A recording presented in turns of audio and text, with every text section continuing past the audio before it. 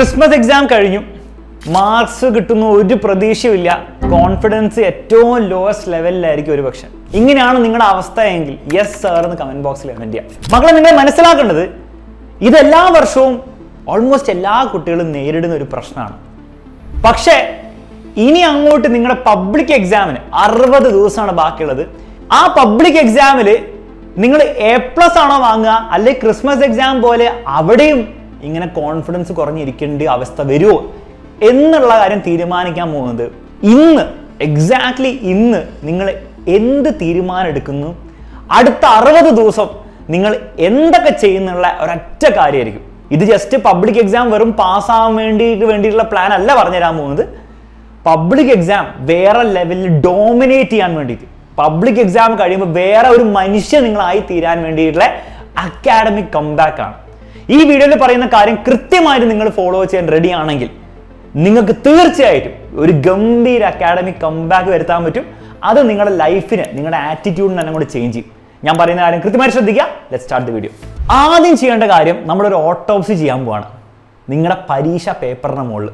അപ്പം നിങ്ങൾ ചെയ്യേണ്ട അടുത്ത ഒരു 3 ദിവസത്തിൽ നിങ്ങൾ എഴുതിയ ഓരോ പരീക്ഷയും, ഫിസിക്സ് ആയിക്കോട്ടെ, മാത്സ് ആയിക്കോട്ടെ, എല്ലാ പരീക്ഷയിലും നിങ്ങളുടെ ക്വസ്റ്റ്യൻ പേപ്പർ എടുത്ത് വെക്കുക. എന്നിട്ട് നിങ്ങളൊന്ന് സീരിയസ്ലി ഒന്ന് ആലോചിക്കുക. ഓരോ ചോദ്യവും നിങ്ങൾക്ക് എന്തുകൊണ്ടാണ് ശരിയായത്, തെറ്റിയാൽ എന്തുകൊണ്ടാണ് തെറ്റിയത്. പല പല കാരണങ്ങളുണ്ടാവും. ചിലപ്പോൾ ഒരു സില്ലി മിസ്റ്റേക്ക് ആയിരിക്കാം, ചിലപ്പോൾ പരീക്ഷയിൽ നിങ്ങൾക്ക് ആ പരീക്ഷയുടെ ഹോളിൽ ഇരിക്കുമ്പോൾ ഓർമ്മ കിട്ടാത്തതായിരിക്കാം, ചിലപ്പോൾ കാൽക്കുലേഷൻ മാത്സ് ഒക്കെ ആണെങ്കിൽ ചിലപ്പോൾ ചെയ്തു വരാൻ പറ്റാത്തതായിരിക്കാം, ചിലപ്പോൾ നിങ്ങൾക്ക് ആ ക്വസ്റ്റ്യൻ നിങ്ങൾ അങ്ങനത്തെ ഒരു ക്വസ്റ്റ്യൻ കണ്ടിട്ട് പോലും ഇല്ലാത്തതാവാം, ചിലപ്പോൾ നിങ്ങൾക്ക് ആ കോൺസെപ്റ്റ് നിങ്ങൾക്ക് കൃത്യമായിട്ട് മനസ്സിലാക്കാത്തത് കൊണ്ടായിരിക്കും. നിങ്ങൾ പഠിച്ചിട്ടുണ്ട്, പക്ഷെ കോൺസെപ്റ്റ് കൃത്യമായിട്ട് മനസ്സിലാക്കാത്തതുകൊണ്ട് ഉത്തരം പറയാൻ പറ്റിയിട്ടില്ല. ഇനി അതൊന്നുമല്ല, നിങ്ങൾ തീരെ പഠിക്കാത്തൊരു ചാപ്റ്റർ ആയിരുന്നു എന്നുള്ള രീതിയിലാവും. ഇങ്ങനെ പല രീതിയിൽ നമുക്കൊരു ചോദ്യം ഉത്തരം കൊടുക്കാൻ പറ്റാത്ത അവസ്ഥ വരാം. നിങ്ങൾ ചെയ്യേണ്ടത്, അത് നിങ്ങളുടെ കേസിൽ ഓരോ സബ്ജക്റ്റിലും എന്തുകൊണ്ടായിരുന്ന കാര്യം ഒരു പെന്ന് വെച്ചിട്ട് ആ ക്വസ്റ്റ്യൻ്റെ മുകളിൽ തന്നെ നിങ്ങൾ അടയാളപ്പെടുത്തുക. എന്തുകൊണ്ടാണ് എനിക്കിത് ചെയ്യാൻ പറ്റാത്തത്. അത് നിങ്ങൾ ചെയ്താൽ നിങ്ങൾക്ക് കൃത്യമായിട്ട് മനസ്സിലാവും എവിടെയാണ് നിങ്ങൾ ഈ മാർക്ക് നഷ്ടപ്പെടുന്നത്. നിങ്ങൾ കോൺസെപ്റ്റ് മനസ്സിലാക്കാത്തതുകൊണ്ടാണോ കൂടുതൽ, അല്ലെങ്കിൽ നിങ്ങൾ പഠിക്കാത്തതുകൊണ്ടാണോ, ചാപ്റ്റർ പഠിക്കാത്തതുകൊണ്ടാണോ, അല്ലെങ്കിൽ നിങ്ങൾ വെറുതെ സില്ലി മിസ്റ്റേക്സ് ഉണ്ടാക്കുന്നതുകൊണ്ടാണോ, അല്ലെങ്കിൽ നിങ്ങൾ ഇനഫ് ക്വസ്റ്റ്യൻസ് പ്രാക്ടീസ് ചെയ്യാത്തതുകൊണ്ടെന്നുള്ള കാര്യം നിങ്ങൾ സ്വയം കണ്ടുപിടിക്കാത്തടത്തോളം നിങ്ങൾ എത്ര വീഡിയോ കണ്ടതുകൊണ്ടും എത്ര ക്ലാസ് കണ്ടതുകൊണ്ടും എത്ര നിങ്ങൾ വെറുതെ ഇങ്ങനെ പഠിച്ചുകൊണ്ടും കാര്യമില്ല. കാരണം നിങ്ങൾ റോങ് ഡയറക്ഷനിലായിരിക്കും നിങ്ങൾ പോകുന്നത്. കറക്റ്റ് ഡയറക്ഷനിൽ പോകണമെങ്കിൽ ആദ്യം നമ്മുടെ പ്രശ്നം നമ്മൾ കണ്ടുപിടിക്കണം. അതിന് നിങ്ങൾ ഈ ഒരു സിമ്പിൾ കാര്യം ചെയ്യണം. 2 നമുക്ക് വേണ്ടത് ഒരു മാസ്റ്റർ പ്ലാൻ ആണ്. വളരെ സിമ്പിളായിട്ട് പറഞ്ഞത്രേ ഉള്ളൂ. നമുക്ക് 2 മാസം ശരിക്കും ഇനി അങ്ങോട്ട് പഠിക്കാനുള്ളൂ, ജാനുവരി ഫെബ്രുവരി. ആ 2 മാസം നമ്മൾ ബുദ്ധിപരമായിട്ട് ഉപയോഗിക്കണം. പല കുട്ടികളും ചെയ്യുന്ന ഒരു വലിയ മിസ്റ്റേക്ക്, ജാനുവരി ഫെബ്രുവരി ഉണ്ടല്ലോ, അപ്പം മെല്ലെ മെല്ലെ പഠിച്ചാൽ മതി, ഫെബ്രുവരി ആകുമ്പോഴത്തേക്കും നമുക്ക് സിലബസ് ഒക്കെ തീർത്താൽ മതി എന്നുള്ളൊരു മെൻറ്റാലിറ്റിയിൽ പോകും.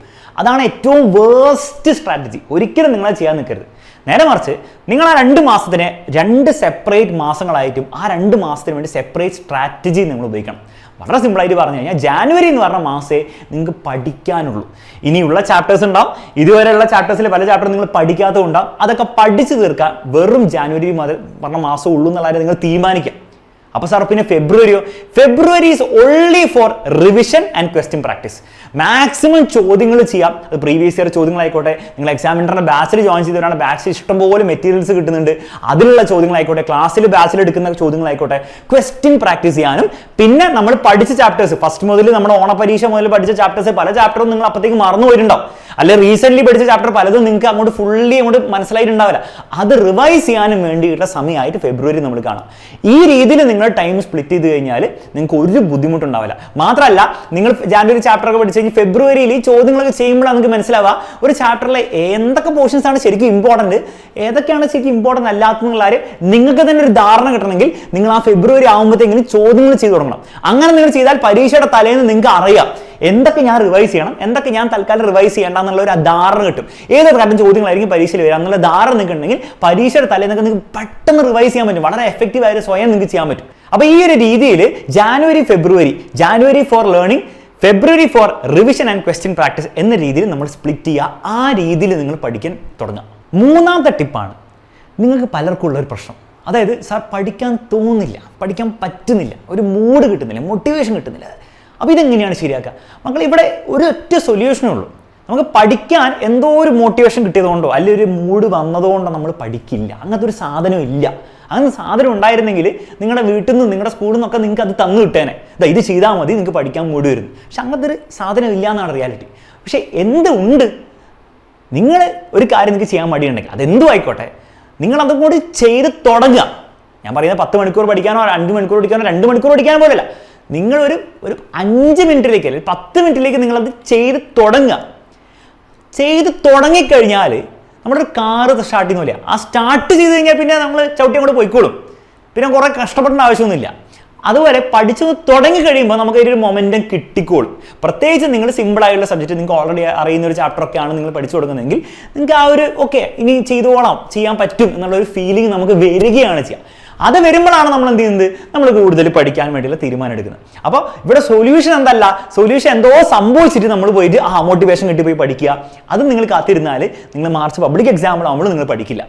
നേരെ മറിച്ച് എല്ലാ ദിവസവും സ്റ്റാർട്ടിങ്ങിൽ നിങ്ങൾക്ക് പഠിക്കാൻ ഭയങ്കര ബുദ്ധിമുട്ടുള്ള ഒരു കുട്ടിയാണെങ്കിൽ, മടിയുള്ള ആളാണെങ്കിൽ ഒരു 10 മിനിറ്റ് ഇരിക്കാൻ വേണ്ടി തീരുമാനിക്കുക. എന്നിട്ട് 10 മിനിറ്റ് നിങ്ങൾ ഇരുന്ന് നോക്ക്.